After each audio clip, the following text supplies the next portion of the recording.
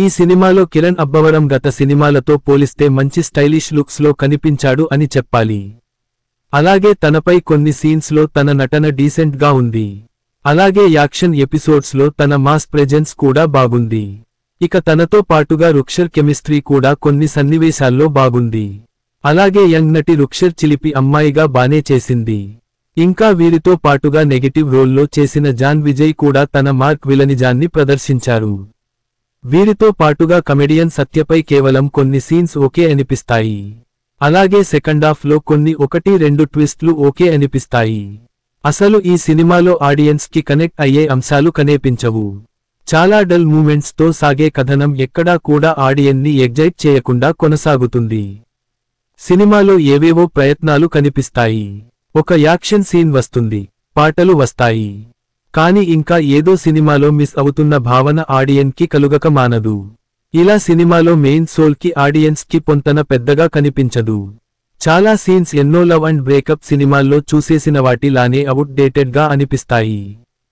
హీరోకి ఒక సిద్ధాంతం పెట్టారు కానీ దానిని ఇంకా బలంగా ఎస్టాబ్లిష్ చేసి ఉంటే బాగుండేది. ప్రాపర్ ఎమోషన్స్ కూడా సినిమాలో బాగా మిస్ అయ్యాయి. ఇక వీటితో పాటుగా సినిమాలో మరో హీరోయిన్ గా కనిపించిన కాథీ డావిసన్ తన రోల్ కి ఫిట్ కాలేదు. నిజానికి కిరణ్ అబ్బవరం కంటే ఆమె ఎక్కువ ఏజ్ లా కనిపిస్తుంది. పైగా తన నటన కూడా ఎక్కడా నాచురల్ గా కనిపించదు. వినిపించే డైలాగ్ కి ఆమె పలికించే పెదాల కదలికకు అసలు పొంతనే ఉండదు. అలాగే ఈమె పాత్రపై సహా మరిన్ని అంశాల్లో సినిమాలో లాజిక్స్ కూడా పెద్దగా ఉండవు. ఇలా వీటితో దిల్ రూబా చాలా బోరింగ్ గా సాగుతుంది.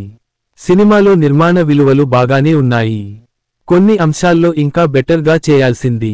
మెయిన్ గా విఎఫ్ఎక్స్. టెక్నికల్ టీంలో సామ్ సిఎస్ వర్క్ 1-2 పాటలు మినహా రెగ్యులర్ గా ఉంది.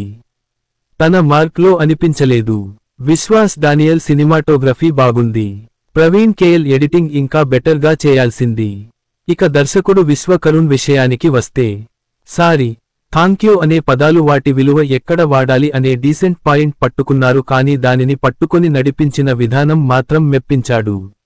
ఎక్కడా కూడా సినిమాలో ఆడియన్ని ఎంగేజ్ చేసే రేంజ్ సీన్స్ కనిపించవు. చాలా డల్ ప్రొసీడింగ్స్ తో సాగుతుంది. ఇంకా కొంచెం ఎమోషనల్ డెప్త్ ని సినిమాలో జోడించి ఉంటే బాగుండేది ఏమో. వీటితో అయితే తన వర్క్ ఈ చిత్రానికి పూర్తి స్థాయిలో మెప్పించాడు. ఇక మొత్తంగా చూసినట్టు అయితే దిల్ రూబా లో కిరణ్ అబ్బవరం డీసెంట్ గా అలరిస్తాడు. అలాగే తనతో రుక్షర్ కూడా బానే చేసింది. కానీ సినిమాలో మెయిన్ పాయింట్ కి తగ్గ కథనం మాత్రం సాగలేదు. చాలా వరకు డల్ మూమెంట్స్ తో సాగే కథనం ఆడియన్స్ కి కనెక్ట్ కాదు. ఇంకా బెటర్ ఎమోషన్స్ ని దర్శకుడు ప్లాన్ చేసి ఉంటే బాగుండేది.